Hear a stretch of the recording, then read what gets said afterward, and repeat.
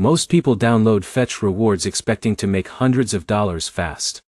Then they scan a few receipts, earn almost nothing, and uninstall the app a week later.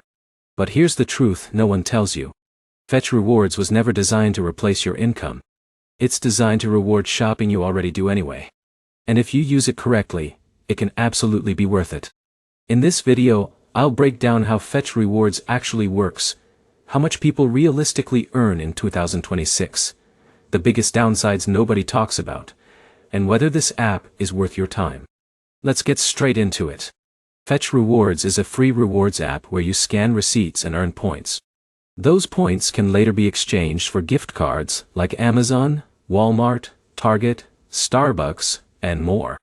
The reason people like Fetch is because it's simple. You buy groceries, snap a picture of the receipt, and get points. Even basic receipts usually earn a small amount. But here's where it gets interesting. The real points come from special offers and partnered brands. For example, Alex buys random groceries and earns, maybe 25 points. But Jake checks the bonus offers first, buys a promoted snack brand, and suddenly earns 2,000 points from one trip. That's the difference between casual users and smart users. Now here's the problem. Many YouTubers make it sound like Fetch Rewards pays huge money. Realistically, most users earn enough for occasional gift cards, not full-time income. If you're expecting fast cash, you'll probably be disappointed. But this is where most people fail. They ignore stacking strategies. Fetch becomes much more valuable when combined with store discounts, cashback credit cards, and coupon apps. John might already save money using Walmart deals, then stack Fetch points on top. That turns normal shopping into extra rewards with almost no effort. In a minute, I'll show you the one type of person who benefits the most from Fetch Rewards.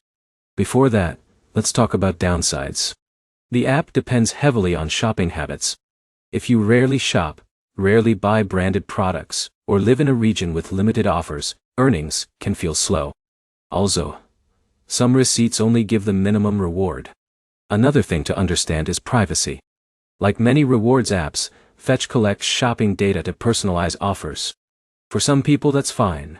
Others may not like sharing purchase history. Now, who is Fetch actually best for? Families, grocery shoppers, students, and people all already spending regularly at major stores. If you buy groceries every week anyway, scanning receipts takes seconds and can slowly build into useful rewards over time.